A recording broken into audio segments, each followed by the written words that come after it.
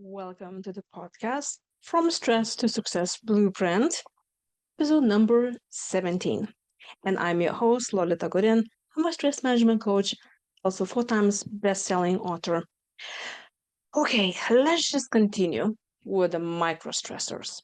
And today I want to talk about responsibility that you may carry and maybe stressing out about it.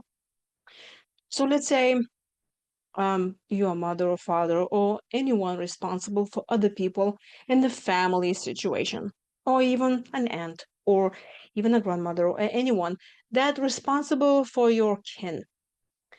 Or let's say you are employer who have other employees, or you could be a supervisor or a team leader, or you can be just a coworker who happens to have other people working in your team.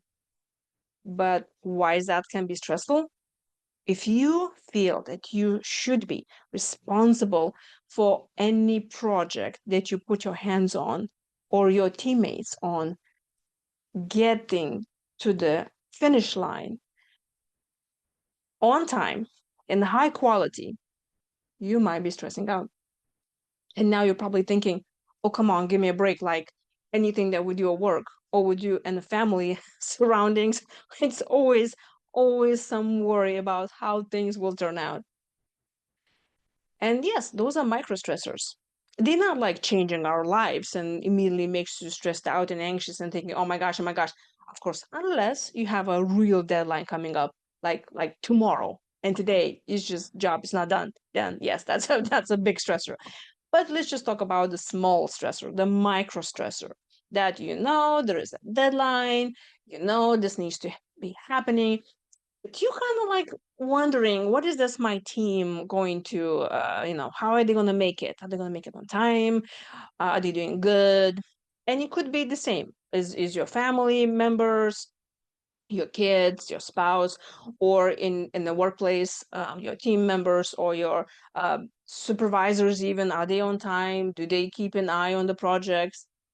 And especially when you feel so personally responsible for your projects and for your success, and you feel responsible for your teammates, you want to make sure everybody's fine, everybody's on time, they're not stressing, you can be really stressed out more than you should, because it's already very difficult to think about yourself.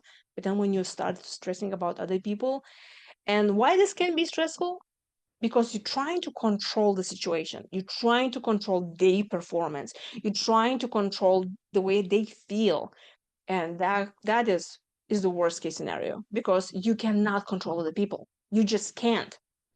Now, how do you approach this? If you find yourself every day stressing out about the performance of other people, and I'll recommend you to have a diary every day and just kind of pay attention, what are your stressors coming from. I'm highly recommend it to my clients as well. Every time when somebody starts coaching with me, I ask them to start a diary and write it down, all the stressors that are coming, small or big. And how is that really works?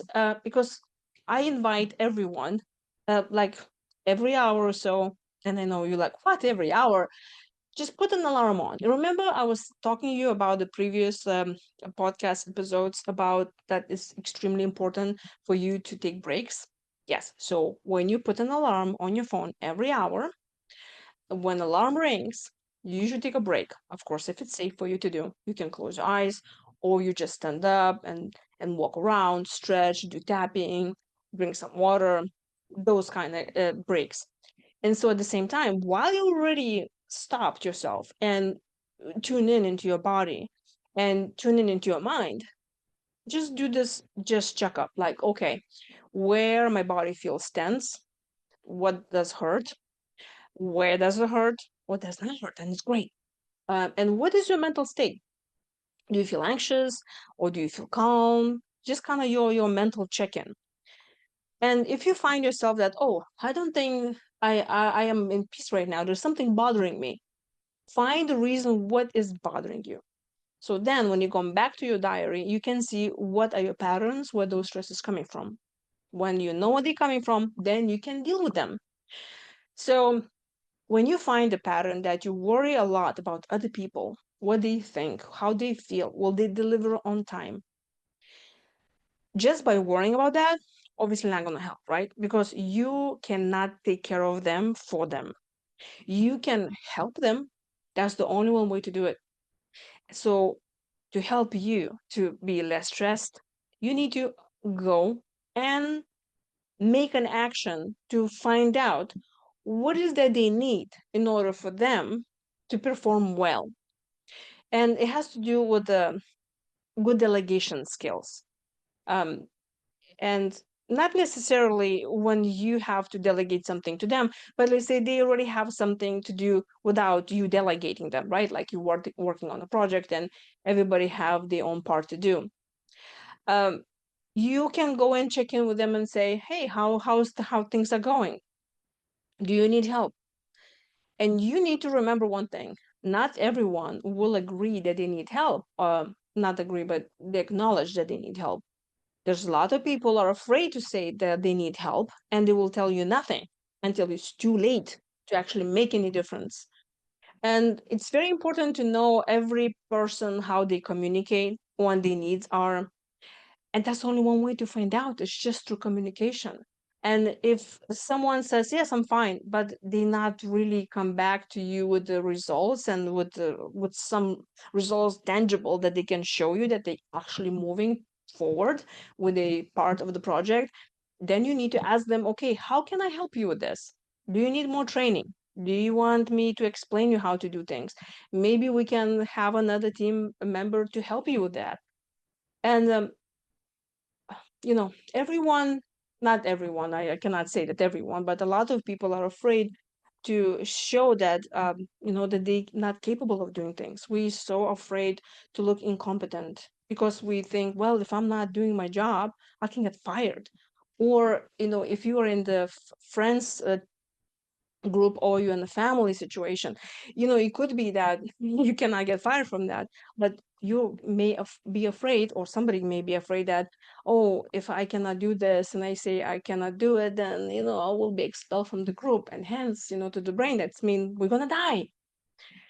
Especially someone who loves perfectionist, or they think they're not worthy enough for doing a good job, or they cannot do it. Anyway, so you get the point, right?